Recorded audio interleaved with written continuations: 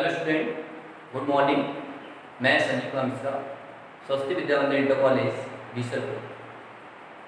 आज हम लोग लेक्चर थर्ड स्टार्ट करते हैं और मैं आशा करता हूं कि आप लोगों ने लेक्चर 1 और 2 देखा भी होगा और कुछ नोट्स भी बनाए हैं। देखिए, क्या आपको लगातार आप नोट्स बनाइएगा।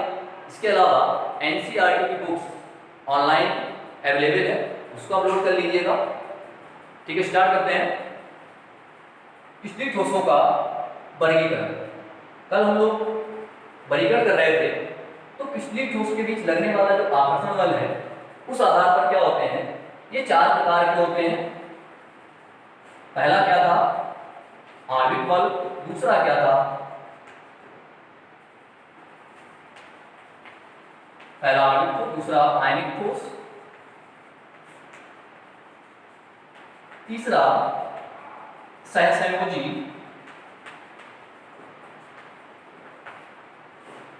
ठोस और चौथा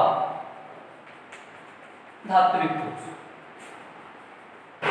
ये जो वर्गीकरण है पिछली ठोसों के बीच लगने वाले बलों के आधार पर वर्गीकरण है, उसके आधार पर क्लासिफिकेशन है। तो क्या क्या डेफिनेशन हो जाएगी। जैसे पहला हम लोगों ने कल पढ़ लिया था, आणविक ठोस किसे कहते हैं, यानी वे ठोस जिसमें घटक कण क्या होते हैं, अणु होते हैं और एक अणु आपस में बांडर वाले बलों के द्वारा बंधे रहते हैं, जुड़े रहते हैं।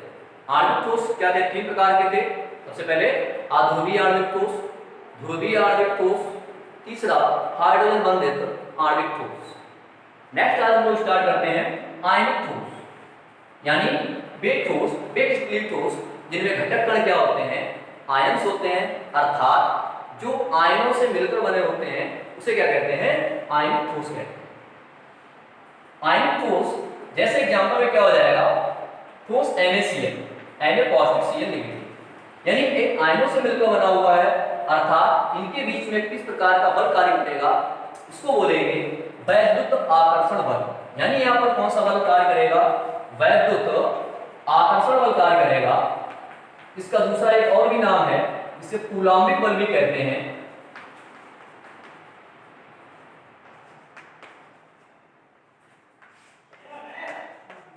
ये बहुत ही प्रबल, बहुत ही स्ट्रॉन्ग फोर्स ऑफ अट्रैक्शन है। अब जैसे यहाँ पे Na और Cl नेगेटिव, तो यहाँ धनावेश, यहाँ पर ऋणावेश, तो एक धनावेश और ऋणावेश जो है विपरीत आवेश जहां पर भी होते हैं तो वहां पर क्या होता है, कूलाम्बिक बल उत्पन्न हो जाता है। और इस बल के द्वारा क्या है, ये बिल्कुल क्लोजली पैक्ड रहता है।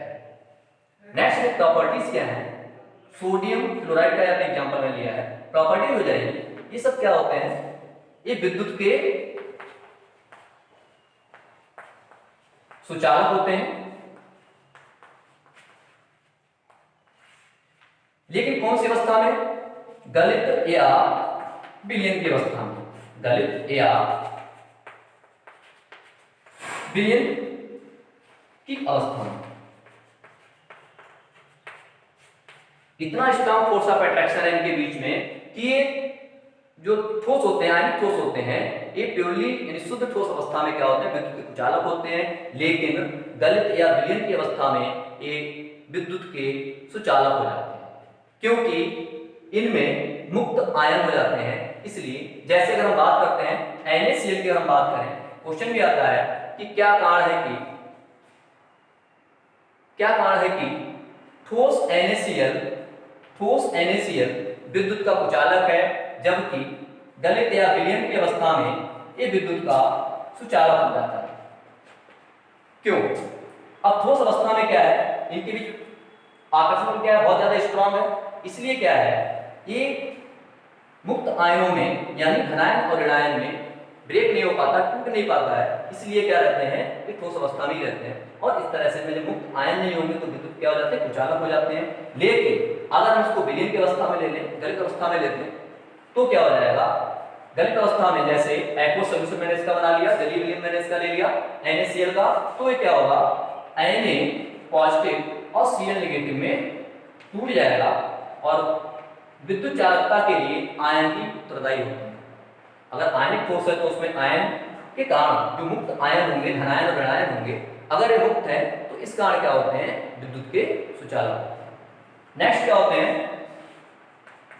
इनके गलनांक, मेल्टिंग पॉइंट। गलनांक क्या होता है, उच्च होता है, गलनांक उच्च होते हैं, बहुत अधिक कठोर होते हैं, घनत्व क्या होगा इनका बहुत अधिक होता है। नेक्स्ट बात करते हैं थर्ड,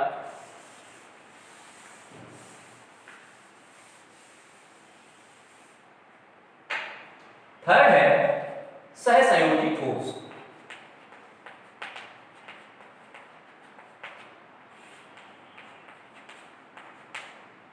सहसंयोजी ठोस, कोवैलेंट सॉलिड। सहसंयोजी ठोस में क्या हो जाते हैं, सहसंयोजी में यानी इसमें जो घटक परमाणु होते हैं जो आपस में सहसंयोजी बंध के द्वारा जुड़े रहते हैं, जो क्या करेंगे आपस में सहसंयोजी बंध के द्वारा जुड़े रहते हैं, तो उसको बोलते हैं सहसंयोजी ठोस। और सहसंयोजी ठोस क्या होते हैं, ये बहुत अधिक कठोर होते हैं, ये विद्युत के कुचालक होते हैं, लेकिन सिर्फ एक एग्जांपल छोड़ दीजिएगा, ग्रेफाइट। ग्रेफाइट क्या है, ग्रेफाइट या डायमंड इसके एग्जांपल हो जाएंगे, या बहुत सारे कार्बन कार्बन आपस जुड़े हुए हैं, या सिलिकॉन सिलिकॉन इस तरह से आपस जुड़े हुए हैं, या सिलिकॉन कार्बाइड है, ये सब क्या है, ये सब सहसंयोजी ठोस है। तो वे ठोस जिनमें घटक कण क्या होते हैं, परमाणु जालक का निर्माण करते हैं, घटक कण सहसंयोजी परमाणु होते हैं और आपस में सहसंयोजी बंध के द्वारा जुड़े रहते हैं, तो ऐसे ठोस को क्या कहते हैं, सहसंयोजी ठोस कहते हैं। एग्जांपल क्या हो जाएगा, ग्रेफाइट, डायमंड, या बहुत सारे कार्बन आपस जुड़े हुए हैं, बकमिस्टर फुलीन बना लेते हैं, सिलिकॉन सिलिकॉन आपस जुड़े हुए हैं, या सिलिकॉन कार्बाइड एटसेट्रा। तो ये भी क्या होते हैं, बहुत अधिक कठोर होते हैं। विद्युत के क्या होते हैं, कुचालक होते हैं, इंसुलेटर होते हैं, क्योंकि उनमें मुक्त आयन नहीं होते हैं इसलिए। लेकिन एक अपवाद है, अपवाद इसमें क्या है, ग्रेफाइट। ग्रेफाइट क्या होता है, ये विद्युत का चालक होता है अपनी संरचना के कारण। ये क्या है, ये विद्युत का चालक है, बाकी सभी क्या होते हैं, विद्युत के कुचालक होते हैं। नेक्स्ट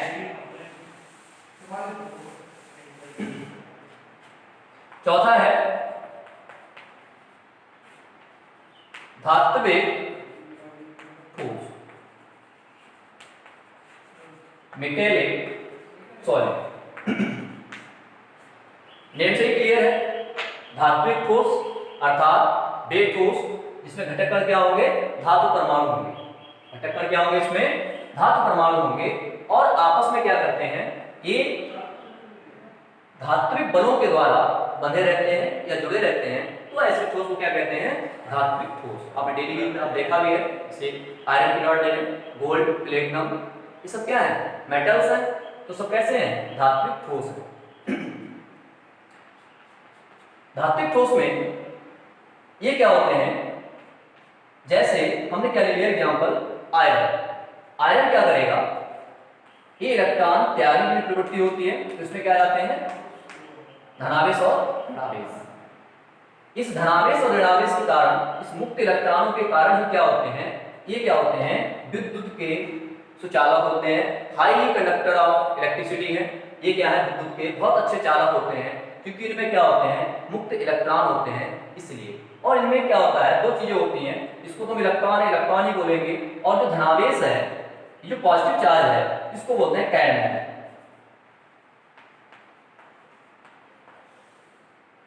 तो इसमें किस तरह की संरचना होती है, यानी इस तरह से क्या होगा, धात्विक ठोस में ये क्यों बहुत अधिक विद्युत के चालक होते हैं, इसमें ये जो इलेक्ट्रॉन्स हैं, बिल्कुल जैसे समुद्र में मछली तैर रही है, तो समुद्री इलेक्ट्रॉन होते हैं, यहाँ पे समुद्र के इलेक्ट्रॉन हो गए, और इसमें क्या होगा, जो धनावेश है, जैसे Fe2 पॉजिटिव है, ये धनावेश क्या करता रहता है, इसमें तैरता रहता है, यानी इसमें क्या रहता है, फ्लो ऑफ इलेक्ट्रॉन्स होता रहता है, यानी इलेक्ट्रॉन का पूरा मेघ होता है, पूरे बादल टाइप के होते हैं, यानी इलेक्ट्रॉन इतनी अधिकता में होते हैं, बिल्कुल जैसे समुद्र में कुछ तैर रहा है, ठीक है ना। और जो धनावेश है वो क्या होगा, वो इसमें क्या करते रहते हैं, फ्लो करते रहते हैं, घूमते रहते हैं। इसलिए क्या होते हैं, धात्विक ठोस विद्युत के बहुत अधिक चालक होते हैं। दूसरा क्या है, कठोर होते हैं, गलनांक इनके उच्च होते हैं।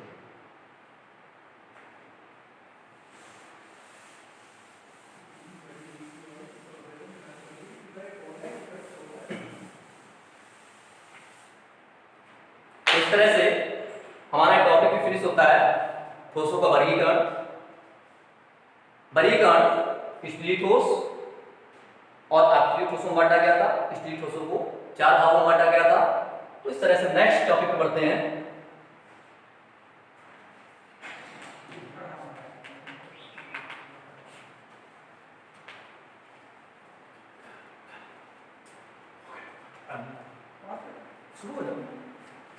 नेक्स्ट टॉपिक है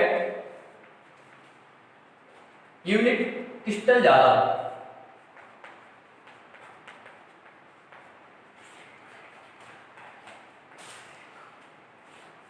क्रिस्टल जाला, इससे कई सारे नाम हैं। क्रिस्टल जाला या द्वीप जाला या सिर्फ इसको जाला भी कह सकते हैं। इस टॉपिक को हम नेक्स्ट लेक्चर में स्टार्ट करेंगे। क्रिस्टल जाला, द्वीप जाला या जाला। इससे पहले आपको क्या करना है, कॉपी पे नोट्स बनाना है और जितना आपको पढ़ाया गया है उसको फेयरली आप नोट कीजिएगा। और अगर किसी बच्चे को कोई प्रॉब्लम होती है तो कमेंट बॉक्स में कमेंट दे सकता है कि ये टॉपिक समझ में नहीं आया। दूसरा, कुछ हम एक्सरसाइज कराएंगे, कुछ क्वेश्चंस कराएंगे, वो क्वेश्चन आपको करना है। पहला क्वेश्चन है इसमें, निम्न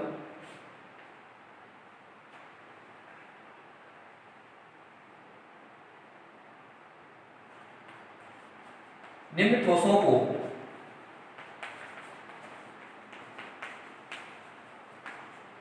वर्गीकृत कीजिए। तो क्या करना है आपको, क्लासिफिकेशन करना है। First, graphite, diamond. तीसरा,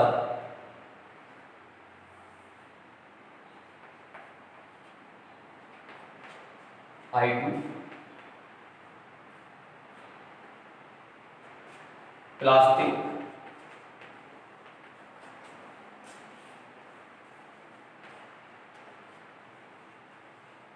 SO2,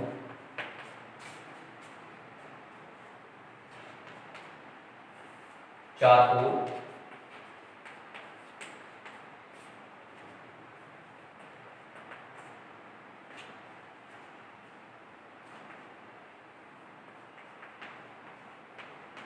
टू,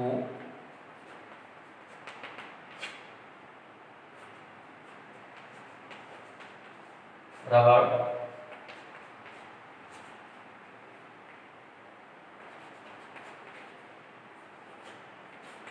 कांच, लास्ट,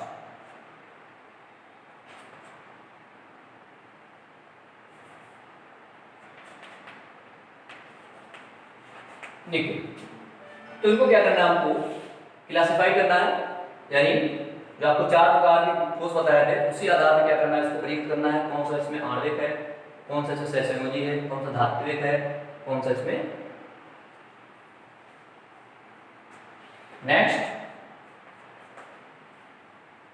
ठीक है। तो इसको क्या करना है, आपको इनके आंसर आपको करना है अपनी कॉपी पे नोट। ठीक है बच्चों, अब नेक्स्ट क्लास कल स्टार्ट होती है।